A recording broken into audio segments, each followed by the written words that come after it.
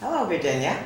Welcome back to the Helen Alli Show. I'm so glad you're able to tune in tonight. I have lots of things to tell you and some old things to tell you. So first I want to let you know I am, for those of you who don't know me, my name is Helen Alli. That's A-L-L-I, and I am running for the House of Representatives in the 7th District in the Commonwealth of Virginia. And what that district entails is Chesterfield, Henrico, Goochland, Amelia, Nottoway, Culpeper, Spotsylvania. I think I'm missing a few, but the representative that's currently there is Dave Bratt, and I am looking to unseat him. There will be a Democratic primary that's going to be June 12th. Right now, there are 3 people, including myself, still in the race. And so I am going to need you to go to my website, which is www.alli4forva.com, so that you can sign up to volunteer. I also need some fundraising, and I need some happy faces and lots of wonderful creative ideas so that we can make sure we get everyone out to vote this June and in November. So this is going to be a record voting year. So everyone that you know, we want you to get them registered now. They can go online and register quickly and easily. You don't have to register with a paper ballot. But however you can get registered, I am asking you to please get registered so that we can fight to hold on to our democracy and make sure that everyone has opportunities in our country and our district. And so I'm hopeful that we're going to be successful and have a blue wave. And we won a lot of seats in 2017, the Democrats did, and so I do want to continue that wave going into 2018, which we're here now. Who knew it would be this fast? So let me tell you a little bit about myself, for those of you who do not know me. I was actually born in the Catskills. That's way upstate New York, and cold country is what I call it. We would get a couple of months of warm weather, and that's typically we could depend on having June, July, and August, and maybe a couple of days in September of really reasonable weather. The rest of the time, it could be cold or snowing. So I didn't particularly like living in the cold and the snow for that long a period of time. So my grandmother, she actually came here from Cuba in 1932. She came here with just the clothes on her back, and she would never go back or never speak to her family or friends again. She wanted to find the American dream, and ultimately she would experience the American dream. And it wasn't easy. It was very hard for her to get that done, but she was happy. She's no longer with us, but she was very happy with her life in America. And so she actually, instilled that same kind of fight. I'm actually named after her. Her name was Helen, my name is Helen. And so I have that same drive. Which is why I'm running for Congress, and I'm a veteran of the United States Army. I chose to make the ultimate sacrifice because we were always taught to give back to our community and to fight for our democracy and make sure we fight for our Constitution so that everyone would have an opportunity to live the American dream and have opportunities created that would make the American dream accessible. So that's what I've been doing my entire life. So I served as a finance specialist in the Army, and I enjoyed my time there. I worked hard, and I decided, though, I also had an entrepreneurial spirit. And so I wanted to have my own business. And so when I discharged from the Army, I came to Virginia. And so I have been in Virginia now for 30 years, and Virginia is my home. I love Virginia. My family's in Virginia. I still have family in the Catskills, but I have family here, and we've made a wonderful home for ourselves, and we plan to stay in Virginia. So I actually feel like I have been a big contributor to Virginia, that I have helped build some of Virginia. When I came here, I opened a small business, and it was catering to other small businesses. It allowed them to grow, open new businesses, come to Virginia, expand, and I did that with getting them funding. And so with that extra funding, they were able to, do all the things that we need to do to grow small business. What's been happening with small business over the years has been, really unsettling for me, because I really, love that area of our economy. But it's actually been shrinking. Our middle class has been shrinking, and the working poor has been growing. And so that's not a good trend. I mean, I can't, if that continues, and we'll end up with just the rich and the poor, and who wins that war. So I really want to see that we invest in our middle class. And when I was helping with the small businesses, I was fortunate, and I felt really privileged and honored to be appointed to the board of the Richmond Economic Development Authority. Because there, I was given an opportunity to learn a whole lot about economic development. And so we were able to do what I was doing on a larger scale. So we were able to look at, restaurants and apartment buildings and retail spaces and different things like that, and hotels coming into Richmond area. And we were able to talk to developers and contractors, get requests for proposals. We managed a budget, and so it was really, really a phenomenal opportunity. So when I was working with the Richmond Economic Development Authority, Richmond was still in a quite need of development. It looks wonderful now. We were able to look at plans for the future for Virginia and work with planners, the planning division, and so it was really an exciting time. And VCU got involved, and they wanted to get certain parts of the city, and they started developing the school. And our mayor at the time was Mayor Walder. He had left being a governor and came to the city and to be our mayor. And he was excited about growing Richmond. And so Richmond slowly but surely over time has developed into what it is now. I'm really proud to have had some impact into that development. And so I actually continued a little bit more, and I am the chair of the Richmond Crusade for Voters. And the Richmond Crusade for Voters sponsored a referendum this past year to modernize Richmond public schools, and that referendum was written by Paul Coleman, which is an attorney here in Richmond. And so we actually did the legwork. We got all the signatures for the petition signed. We, got like 16,000 signatures in 2 months to get that referendum on the ballot. And it did go on the ballot, and it was overwhelmingly approved by the citizens of Richmond. 85% of them voted in favor of the referendum. And so it was up to the mayor to come up with a plan to modernize all the public schools in Richmond and come up with a plan within 6 months. So he looked at a lot of things. We heard about the meals tax. So the whole thing was supposed to modernize the Richmond public schools without raising taxes. And so I guess he looked at a lot of different things. But I am happy to say that this $650 million referendum has found a home.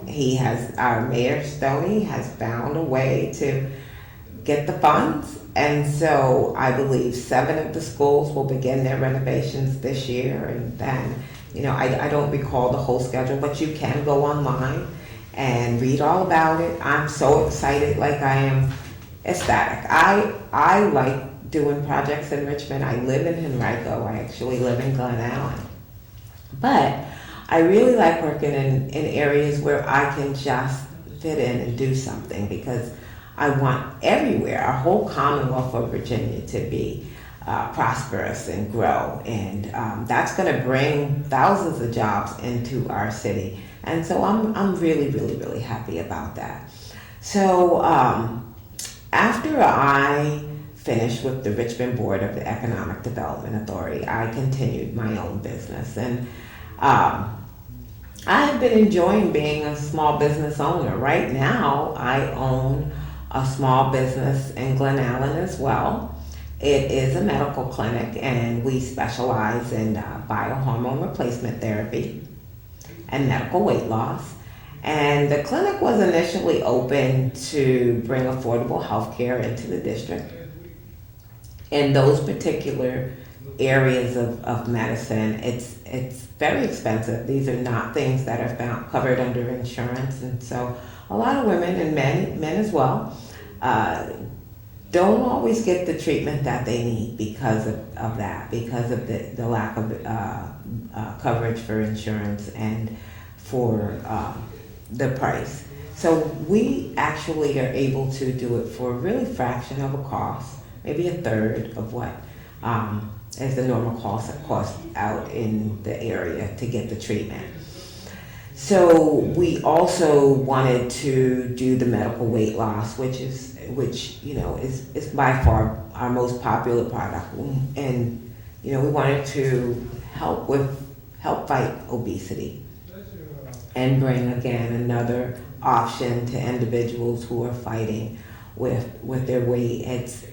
It can be very difficult after a certain age. It can be because of health reasons. It could be just, a lot of reasons actually, that people gain weight or have weight problems and have to do something a little more severe than just regular eating right and diet. So this gets them there a lot faster.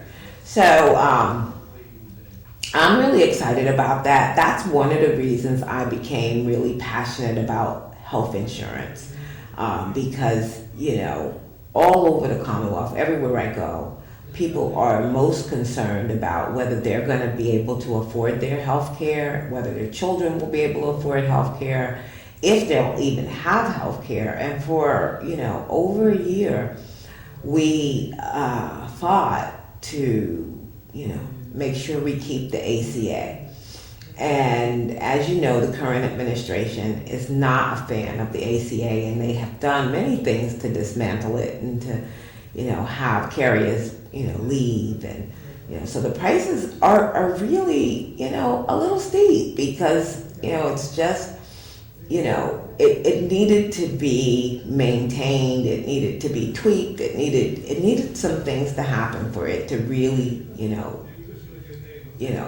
be effective. And so now, without them, the GLP being cooperative, it's going to take more than just letting it stay as it is to keep it affordable or make it accessible for a lot of people. With the addition of Medicaid expansion, it will include 400,000 more people in Virginia that didn't quite fit into the Medicaid because they made a little bit more and they couldn't quite afford the Affordable Care Act. So this is kind of like in the middle and kind of bridge that gap. But in my opinion, for us to really get affordable health care, we would have to switch to more of a Medicare for all kind of program that would, be all inclusive. So we put everyone in this program, and you have a lot of healthy, you have the young and old, you have, not so well. So you have all the people in the population in this particular program, and that will ultimately bring the prices down because you have so many people. And so I only see us being able to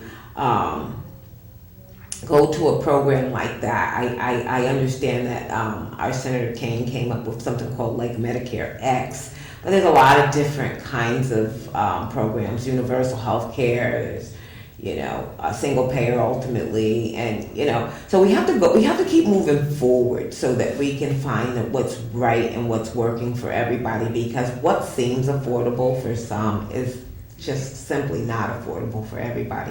When I did a poll, my own poll, again, this is just me. And so when I asked people at one of my meet and greets about what they thought about affordable health care, because a friend of mine was paying $1,500 to $1,600 a month for herself and her husband. And I definitely don't think that's affordable. She did. She thought it was better than what she had. For some reason, it was even higher than that. So she's older, and so that has something to do with it. And so she's just thinking if she can hold on for 2 more years, then she will go into Medicare, and so she wouldn't, have that kind of a bill. And so when I was talking to the people about that $1,600, and I said that I thought it would be, affordable if it was somewhere around $450 for 2 people, and they did not think that was affordable either. And so 75 to 80% of the people in the room thought that for 2 people to be covered should be around $200, $250, something like that. So, I haven't done a poll nationally or, geographically or even in the district to know what everyone else thinks about that. But, for us to even get anywhere in those numbers, we would have to change what we're doing now. We would have to go with more of a Medicare for all. And that's not saying that we would need to get rid of everyone's private insurance. So certainly if you want to continue to have your private insurance, then, you would, be given that option. But what I'm thinking is, if we can do this new system, it would free up businesses from having to provide health insurance, and they can get back to what they're doing and growing their own businesses and spending that money in their own business and growing our economy that way. And then they wouldn't have to worry about being in the healthcare business. And so I'm not sure that a lot of the private insurance, that's covered through work, if, jobs would want to keep that, or if they would want people to go into the Medicare for all. Most people, I haven't found anybody, I'm sure it's somebody out there, that's not happy with the current Medicare that we have, because at a certain age, everyone is going to go into that regardless. So if that's working, fine. Expanding that, I think, would be the most accessible procedure or process to do, to roll into. I think that's smart. I think it's great, and I certainly would like to see us move forward to do that. But in order for us to do anything like that, we have to vote in November, or in June 1st, and then in November, so that we can get some more people in office that's going to support Medicare for all, or anything other than something similar, even fixing the ACA or whatever we're going to do with this moving forward. We still have to vote a number of people out that don't support these kinds of programs, and so we're going to have to, make sure we do that. So, the one other thing that is very important, and why we fight so hard to hold on to these kinds of insurances, is because without health insurance, there's going to be a lot of people left in the cold. We have a very huge opioid crisis in our district, and it's not just in our district, it's in our country. And if we don't have Medicaid, or any kind of way for people to be able to get rehabilitation, it could get much worse. And so it's important that we fight to keep these kinds of programs. It's important that everyone fights. So we also, in addition to the opioid crisis, we have, a lot of mental health issues in our society, in our district, and, so, we want to make sure everyone has coverage so that they can get the help that they need. Unfortunately, we have a lot of people in the criminal justice division that have mental issues. And, it's very expensive to treat people in the criminal justice system when we can get them the mental health that they need or the rehabilitation that they need. So, I support criminal justice reform because we are spending between $25,000 to $55,000 a year to incarcerate one person. That equates to $82 billion a year that we're spending to incarcerate people in our country. And 70% of those people that are incarcerated do not belong there. They do not belong there. So many of them need mental health services, and a lot of them need rehab. And a lot of them also would probably not be there if they were able to, economically take care of themselves and their families. So there's a lot of things that we need to do as a society. And, that's one of the other reasons why I support raising the minimum wage. It's currently $7.25 per hour. And what that means is that that's, not a livable wage. So even though people are getting paid $7.25 per hour, it's not the end of the story. So, they're working sometimes 2 and 3 jobs over 40 hours a week, and they're still living in poverty because, our wages have been stagnant for 20 years or more. It's been a long time since it's been an increase, and it's certainly not a good option because, again, if they're not earning a livable wage, then someone has to make up for that deficit, and more than likely that's going to be the middle class because they still have to live, and they can't live on $7.25 an hour. So, we need pay equity in this country.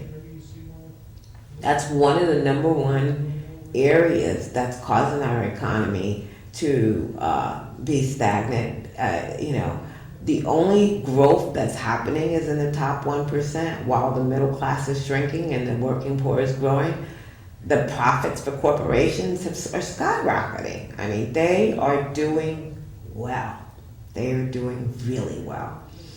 And while they're doing well, our current administration thought that they should give them another raise. So they gave them, more incentives and more money. And, we didn't see much of that. There's a temporary boost in taxes, in income for regular people in the middle class, but it's so small, I'm not even certain people would see it in their paychecks.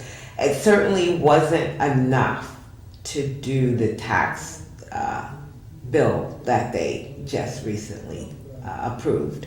And so, all that money that went to the top 1% could really fund the things that we need in this country, like pay equity amongst the people that are working, the working people, the working class. And everyone that works or has a business is considered the working class. And so, that money needed to go to them. That money needed to go to help start businesses. That money needed to go to help increase the minimum wage. Women make 68 cents on the dollar compared to men. And so we have to, get rid of discrimination in all walks of life, everything. We can't discriminate on pay. We can't discriminate on race. We can't discriminate on gender. The reason is because you have these things that it creates. It creates, the minimum wage where it doesn't get increased. You create women who can't take care of their children. And most of the people that are on minimum wage are averaging 29 years old. So they need more funds to live. So, I want to get up there and I want to work on our economy because I believe that we can do some shifts in the things that we're already doing to, stimulate our economy and boost people to where they should be so that, they can pay their own way. They're perfectly capable of paying for their own health insurance.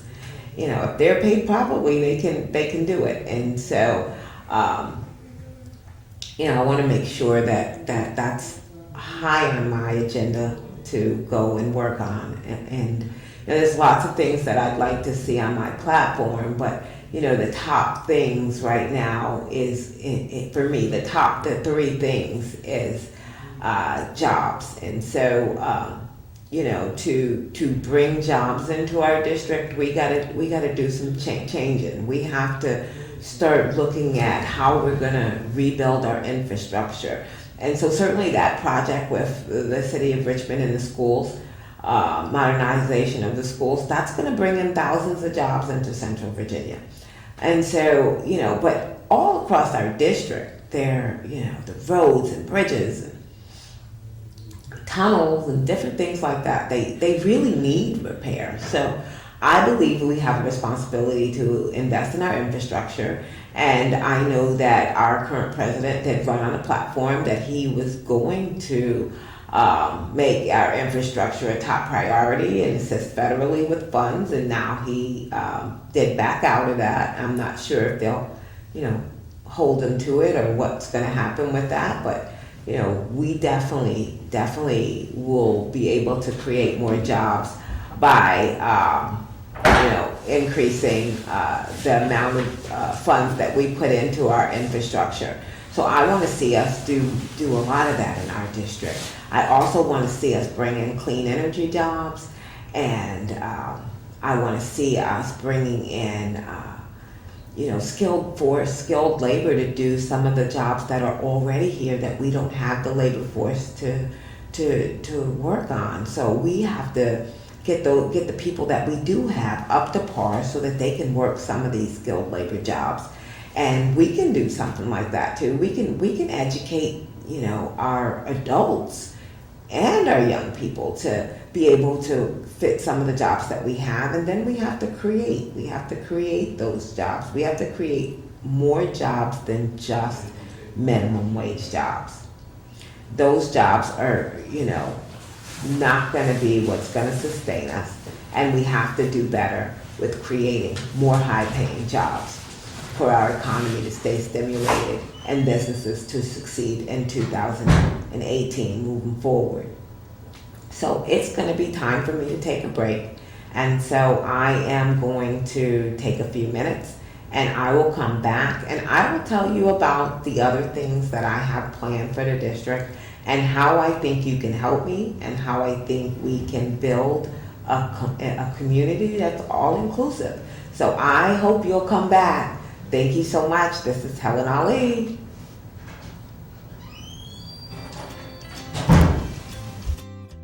We're often asked, what exactly does the United Way of Greater Richmond and Petersburg do? The simplest way to answer that question is, we help people. That's it. That's our one single goal, to help as many people in 11 localities in the Richmond region as we can. We help people from all walks of life. We help families, babies, kids, teenagers, moms, dads, older adults, people with health problems, people with developmental disabilities, people coping with depression, abuse, or mental illness, people who want to make their lives better, people who want to help other people, people who need hope. How do we help so many people with so many needs? That's where it gets a little more complex. Here's the key. We take an innovative approach to investing in more than 80 local programs to help more than 100,000 people in this region.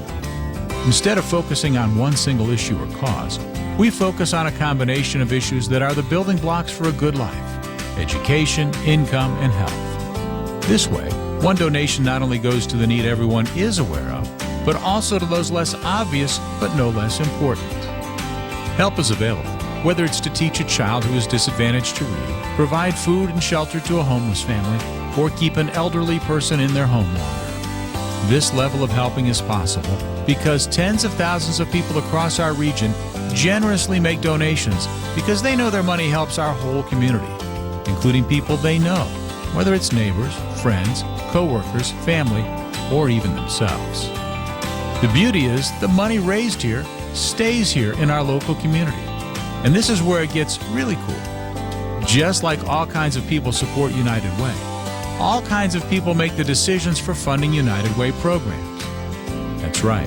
More than 100 local people volunteer their time to review these nonprofit organizations in the areas of quality, governance, finance, administration, and measurable results. Because of the commitment of so many generous volunteers, United Way is able to be extremely efficient, keeping costs low, so that more people can be helped. That's just part of what we do. By helping, you can change someone's life too. You can help by making a donation to the United Way Community Fund. You can volunteer by getting involved individually, through your company, through our Women's Leadership Initiative, Action Councils, and coalitions. You name it. Or be a part of our partnership work that includes AgeWave, Metro Cash, Smart Beginnings, and 211, the direct dial resource line to help people find the help they need. That's it. That's United Way in a nutshell. We help people. We invite you to invest now and live united, because together we can do more than we ever could alone.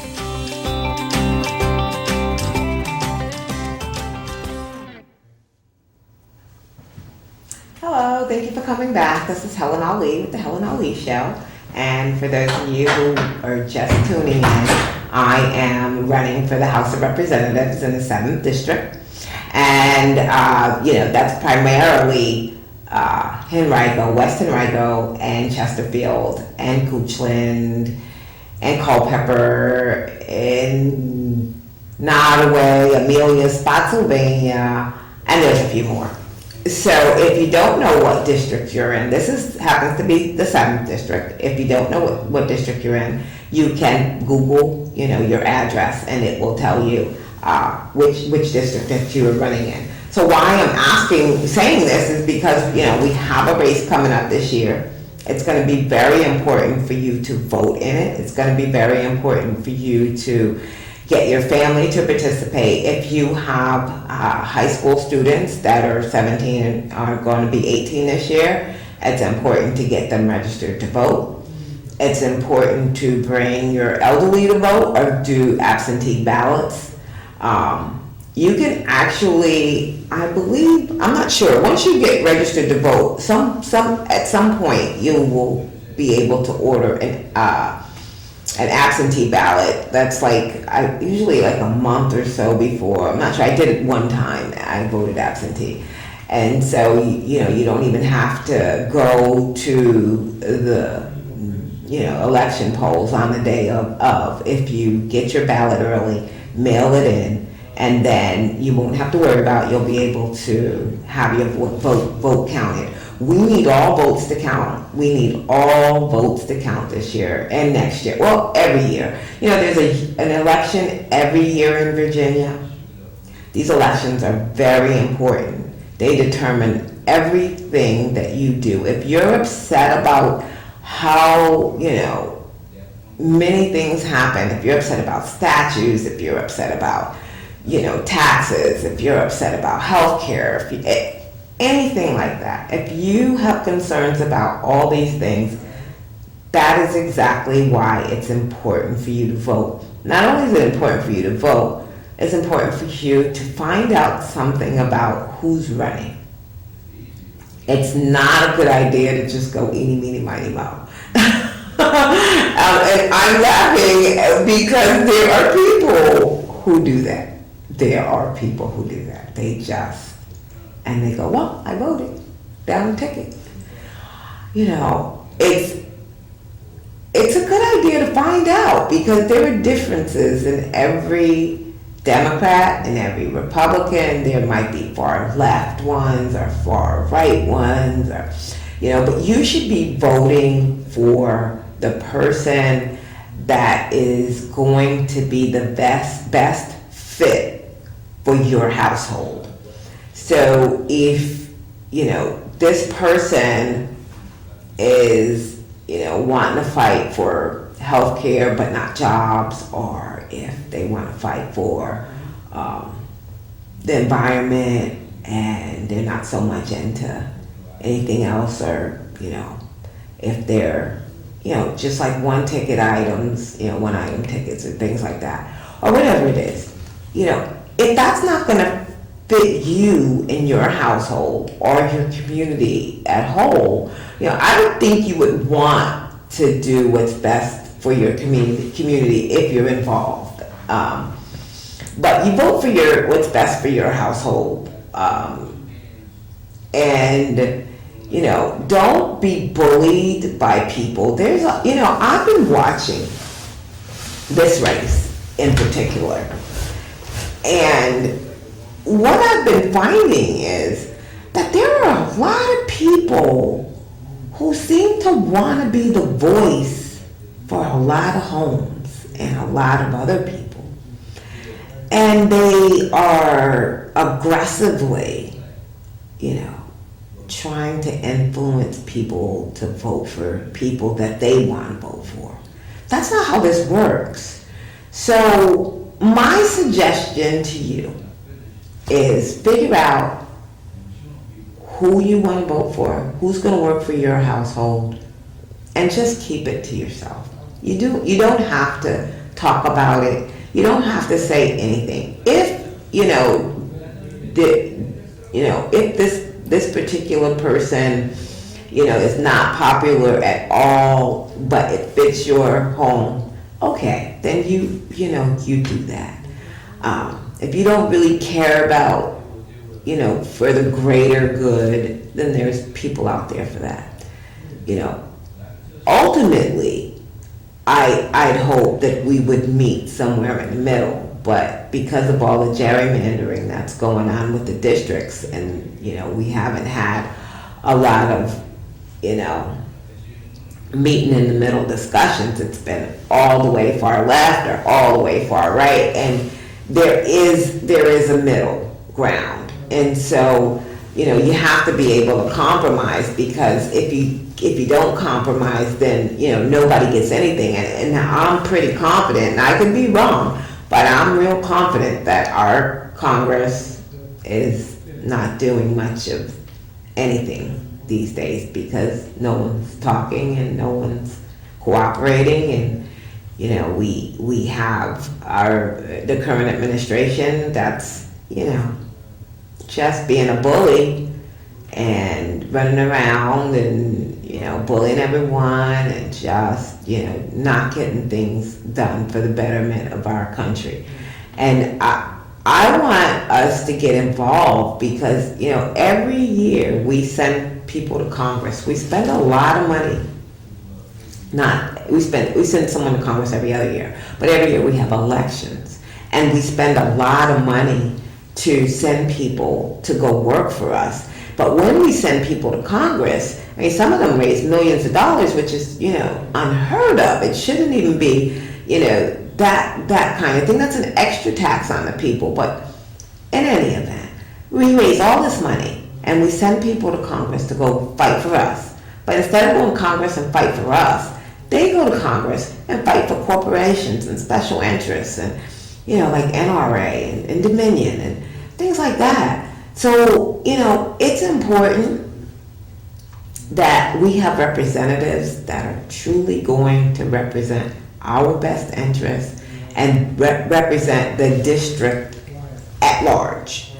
Everyone in the district. You might, you know, run on a ticket, and that ticket may be primarily your goals, but once you're elected, you have a responsibility to everyone in that district. That's why you have to be able to compromise and bring everyone in to agreement.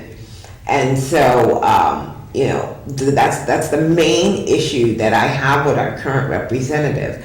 And I know, he's getting a lot of flack and a lot of things going on. He's always, he made that comment, women are all up in my grill, and, I ended up getting a commercial with that, like a radio commercial with a radio announcement or newscast or whatever it was, with him saying that. But, it's now infamous. But the thing about it is, okay, the women are still all in his grill because, they want affordable health care.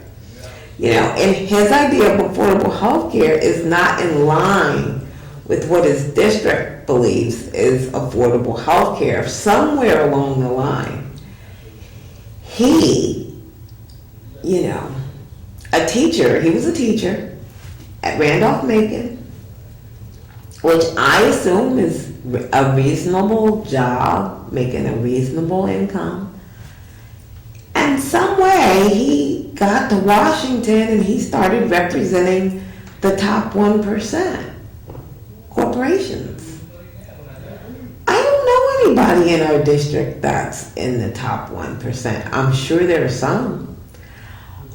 But the majority of the people in our district are working people. They are the working class, whether they have a small business or they work a job.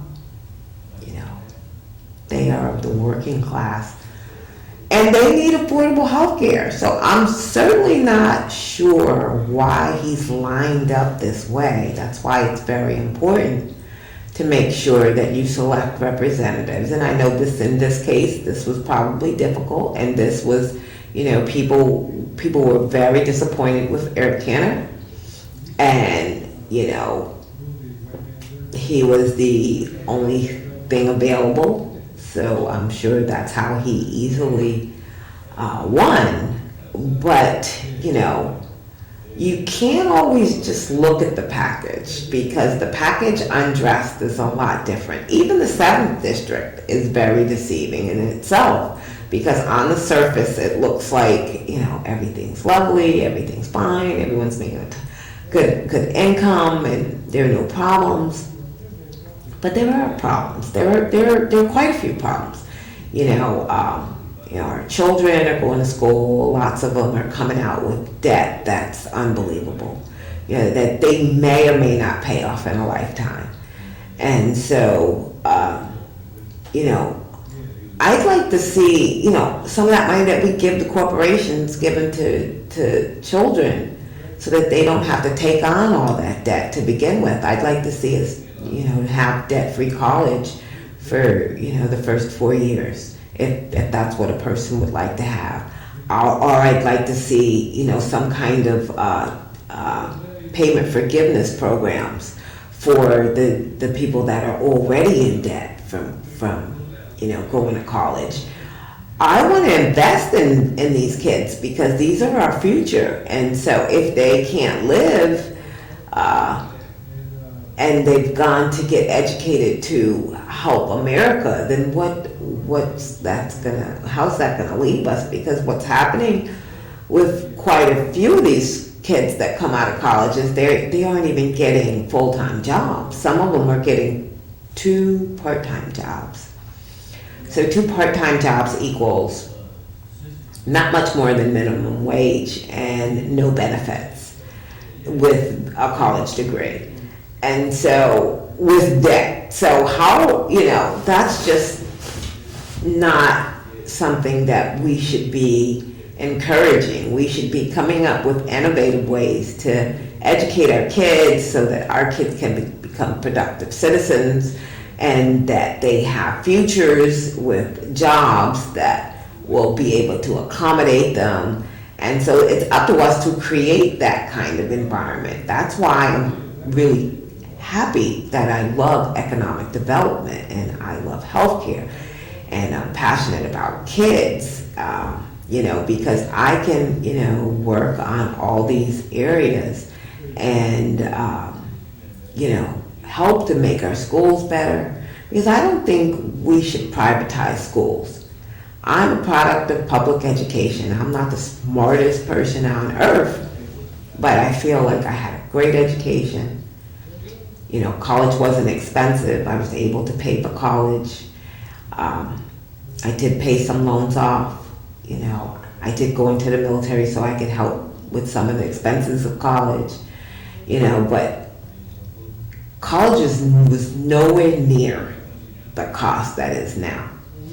And so, we want to still invest in our public schools, but we can make them better. We can make them better. I don't want us to go to a voucher system because that's gonna, it's gonna make it so that people still can't get ahead and they can't afford school for their kids. And so I think, we just need to improve our public schools. We need to invest it. We need to fund them properly. We need to put the money in so that the kids can get what they need out. We need to, raise the teachers' salaries. Teachers don't make that much.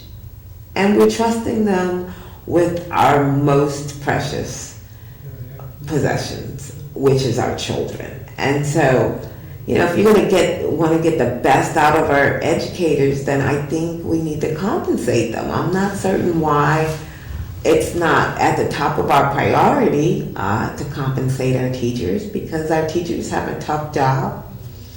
And, they shouldn't have to spend out of their pockets to buy supplies or any of those kinds of things. So I think we can do better as a country. I'm not saying that we need to be all giving, because a lot of things we cannot afford to just, do everything. And that I get.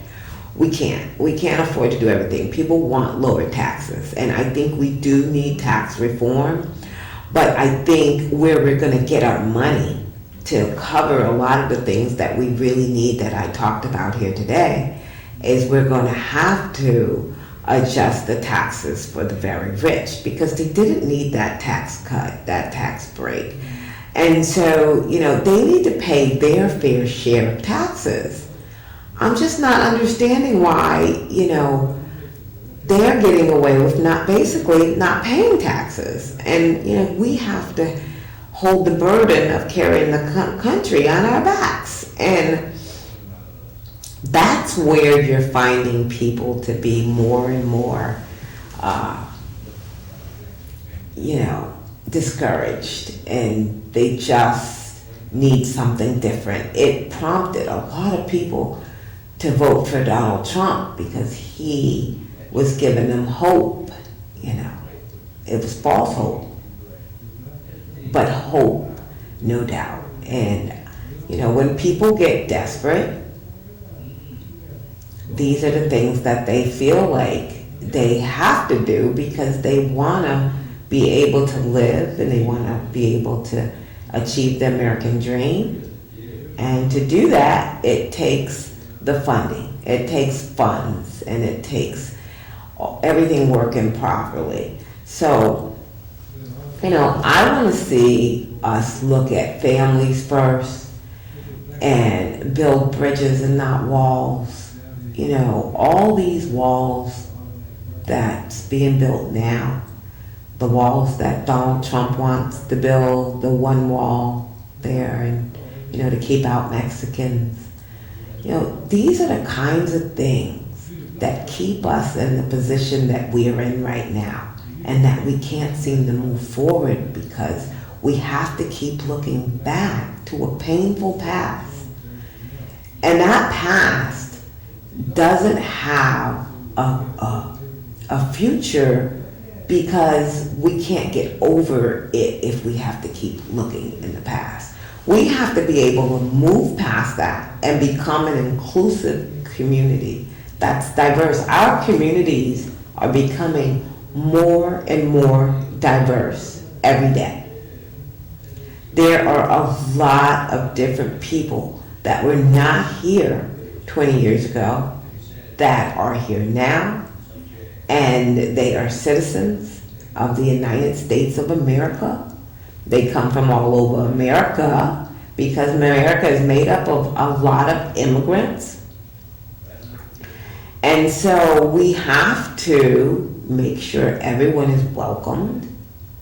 I know Virginia didn't have a lot of diversity years ago when I came 30 years ago. It was, just black people and white people, but in other states, there were lots of different people. Like I come from the Catskills, which is in upstate New York, and, we had every demographic represented in our community. We lived in a small village. And I was fortunate enough to grow up with lots of different people. And so I'm really happy in that environment. So I'm really happy about what's happening in Virginia. But instead of getting afraid of what's happening and start, when people get afraid, they start, lashing out and, going back to those old hateful thoughts and comments and, trying to make sure that, people don't succeed and, doing everything they can to keep people held down. And when you do those things, you might succeed in keeping that person from moving forward if you're in charge of their life, their boss, or if you don't give them a job or whatever you might do to make that person's life more difficult. At some point, it falls on society. So you might get away with doing that now, but you're going to pay for it in your taxes and in our taxes, and we're all going to pay for you being discriminatory or you not being fair in how you behave and how you think and all those thoughts that you're putting out into our community that causes other people to behave in that same way. Those things all have a price. And that price is why we're in the situation that we're in right now and why so many people voted for Donald Trump. And they didn't understand what he was saying he wanted to do. And now that he's doing it, now many of them are understanding. And a lot of it they're finding we're smoke and mirrors. So we have to get away from all that. We have to learn how to turn the lights on. We have to learn how to make sure that women are respected and receive fair compensation for their wages. Even if the ERA doesn't get ratified, it would be nice that it would be ratified on the books. But it is better to pay them equally than to create a deficit that we still will have to pay as a society. It is not fair that businesses and corporations and things of this nature get the benefit of reduced wages, and then we, as in the middle class, have to subsidize their businesses. My thought on that is, if you can't afford to have a business and you didn't do the math and it doesn't include a livable wage, then perhaps you shouldn't have that business. Or perhaps you need to scale down. Or perhaps you need to do something that doesn't include me being a silent partner with you with no benefits. Because that's the way I feel. I feel like I'm partnered with a lot of companies here and I'm not getting a check for it. I'm getting a bill. And I don't think that's fair. So when you start to think about, well, I can't have this business if I have to pay someone properly, or I'm gonna, have to fire somebody, or I'm gonna have to do this and that or the other, then I think before you consider putting that bill on society, you should reevaluate your business plan and make sure that it works. And if it doesn't work, then you need to react accordingly, because everything that happens from you paying that employee trickles down to what happens in our district, in our country, and how people are treated, and how people are, how this affects our future. I want to see us move forward. I want to see everybody being able to take care of themselves. People are capable, majority of them, of taking care of themselves. I don't want to see us having to provide for people that want to take care of themselves. They're working 60, 70 hours a week. They want to be able to take care of their families. Let's let them take care of their families. Let's provide opportunity in our district and in our country. Let's provide opportunities. Let's not think on how we can stop someone or how we can prevent them from moving forward. Let's think about how we can get them to a position so that they can be self-sustained. That's how we get rid of so much crime, and how we, reduce the amount of people that want to do drugs and alcohol and excess. Majority of the people want the American dream. It's up to everyone to make sure that that's just not a dream. It needs to be a reality. And I want to work really hard in Congress so that everyone can experience the American dream. With everyone experiencing the American dream, then, that's less money out of the working class pocket, and we can maybe invest in our futures. We have retirements that we need to plan for. So, every time you incarcerate someone, you're affecting how we're going to spend on our retirement. And,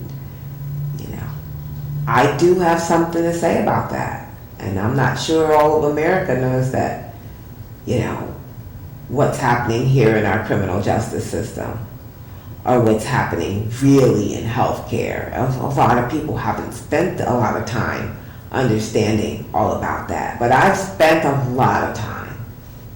I've looked at every aspect of, what's important in this district, and what's important to the people, and what they're saying is happening, and how they're feeling, and what we need to do to move forward.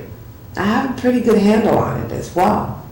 And so I hope that what you're going to do is come with me on this journey. I've taken you on the journey with me so far through this race, and it's been up and down and up and down. It's been challenging, and it's been something I've never experienced before.